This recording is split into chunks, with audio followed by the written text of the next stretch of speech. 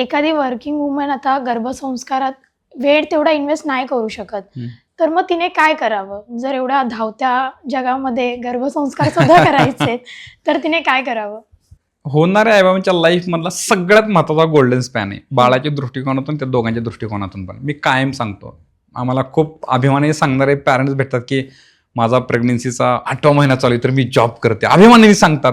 आता आम्हाला आतून क्यू वाटते, पण ठीक आहे, आता काही गोष्टी आपल्याला मेंटेन कराव्या लागतात. की 8 महिन्यापर्यंत तुम्ही जॉब करता हे अभिमानाने सांगण्याची गोष्ट नाहीच आहे. आयुष्यभर जॉब आहे ना, आयुष्यभर जबाबदारी आहेत, आयुष्यभर पैसे कमवायचे, आयुष्यभर मरेपर्यंत काम करायचंय. हा असा स्पॅन आहे की आता 100% बाळ तुमच्यावरती अवलंबून आहे. बाळाचं स्वतंत्र अस्तित्व नाही. एकदा बाळ जन्माला आलं ना, तुम्ही तिकडे काय करा, बाळ काही करा, बाळाला काही घेणं देणं नाही. 2 वेळेस त्याला म्हणजे पोट भरलं, त्याला काही बाकीचं घेणं देणं नाही. स्वतंत्र अस्तित्व क्रिएट झालं. आता तो डिपेंड आहे. तो बघणारा आईच्या नजरेतून आहे, ऐकणारा आईच्या कानातून आहे, एक्सपिरियन्स करणारा आईच्या माध्यमातून आहे. सो आई खनकर खंबीर असणं खूप गरजेचं आहे. आणि म्हणून आम्ही सांगतो की जेवढी शक्य आहे तेवढी मॅक्झिमम लिव्ज रजा आत्ताच वापरा. आता ते 4-5 महिन्याच्या रजा शिल्लक ठेवून ते पुढे काहीच उपयोगाला येत नाही. त्यापेक्षा जास्त रजा काढून बाळ त्रास देतो परत, आणि ते आपल्याला गोष्टी साध्य करता येत नाही. हा झाला एक पार्ट की तुम्ही मॅक्झिमम आता यूज करा, नाही त्या ड्युटी जॉब आणि थोडे पैसे उपयोगाला येणार पुढे. पण हे आत्ताचे हे संस्कार खूप इम्पॉर्टंट बाळासाठी. राहिला पार्ट की नाही विलाजाने मला नाही करता येत, की मला तेवढं लिव्ह घेता येत नाही, किंवा मला थोडं काम करावंच लागते. काम करणं हा प्रॉब्लेम नाहीच आहे ऍक्च्युली. वर्किंग वुमनचे गर्भसंस्कार हे जास्त सुपिरियर आम्हाला बघायला मिळतात जे हाऊस वाईफ आहे त्याच्यापेक्षा. कारण टाइम मॅनेजमेंट माहिती आहे, त्याचे व्हॅल्यू माहिती आहे, सगळ्या गोष्टीचं एक डिसिप्लिन आहे तिच्याकडं, आणि बाळामध्ये ते उतरतं सगळ्या गोष्टी. सो याचा अर्थ शेवटपर्यंत नाही करायचं. शेवटचे तुम्ही लास्ट ट्रायमेस्टरमध्ये ऑलमोस्ट शेवटचे 4 महिने तर ते बाळासाठी वापरलेच पाहिजेत. पण एक वर्किंग वुमन काय करू शकते मी सांगू शकतो. एक जनरली तिचं गर्भसंस्कारामध्ये लाईफस्टाईल कसं असायला पाहिजे. ती सकाळी उठल्यानंतर फ्रेश झाली की पहिलं ते पॉझिटिव्ह अफर्मेशन्स म्हणतील होणार आहे बाबा दोघांनी मिळून. त्याच्यानंतर ते प्राणायाम करेल.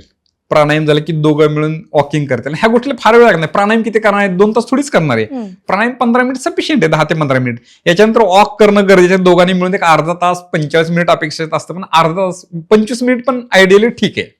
एक अर्धा तास वॉकिंग करणं गरजेचं आहे.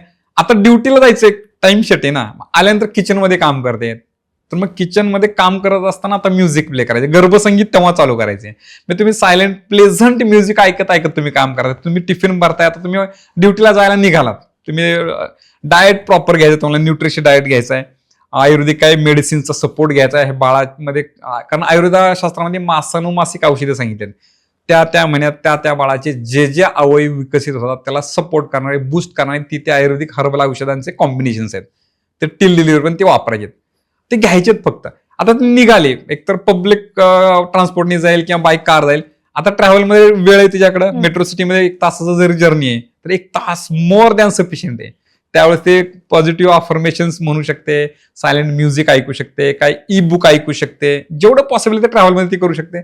ड्युटीवर पोहोचल्यानंतर मगाशी सांगितल्याप्रमाणे अन्य सर्व गोष्टीमध्ये पार्टिसिपेट करायचं नाही. आपलं काम करायचं, राहिलेल्या वेळ आपल्याला काय ऍक्टिव्हिटी करता येते का, क्रिएटिव्ह काय टास्क करता येतात का, त्याच्यामध्ये आपल्याला काय आणि थोडंसं ब्रेनला चालना देणारे आपण काय वेगळे कृती करू शकतो का, किंवा त्या फेजमध्ये कंटिन्युअस आपल्याला वर्किंग म्हणजे लॅपटॉपवरती काम आहे समजा, तर कंटिन्यू 4-4, 5-5 तास नाही करायचं काम आपल्याला. 1 तास झालं की मध्ये 2 मिनिटाचा आपल्याला ब्रेक घ्यायचा आहे. तिथंच काय तुम्ही खूप लांब फिरायला जायची आवश्यकता नाही.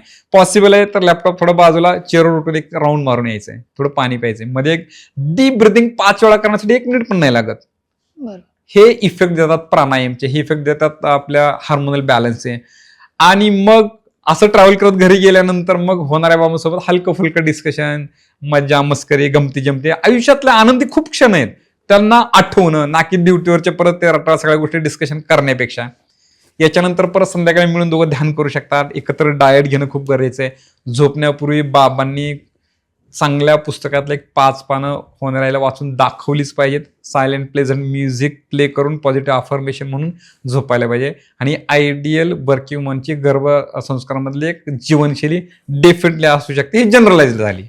आता प्रत्येकाच्या सोनोग्राफी रिपोर्ट याच्यानुसार हे थोडंसं व्हॅरी होऊ शकतं. त्याच्यासाठी मग एक्सपर्ट डॉक्टरांचा आपल्याला सपोर्ट घेणं खूप आवश्यक आहे. पण मग ती असं म्हणली की माझ्याकडे वेळ नाही, मला कामाची जबाबदारी आहे, तर मग आयुष्यभर आहेच की ते. मग उद्या बाळाला काही कमी पडलं तर मग त्याला ट्युशन लाव, ह्या सगळ्या एक्स्ट्रा ऍक्टिव्हिटी आपल्याला कराव्याच लागतात. त्या जर आपल्याला करायच्या नाहीये तर आता हा थोडासा गोल्डन टाइम आपण बाळासाठी काढणं खूप गरजेचं आहे. Yes, Yes. आणि गर्भसंस्कारांमध्ये बाबांचं तेवढं इनपुट असणे गरजेचेच आहेत. सो जेवढ्या आपल्या गर्भवती महिला आहेत त्यांनी ही रील शेअर करा आणि हा व्हिडिओ शेअर करा त्यांच्यापर्यंत.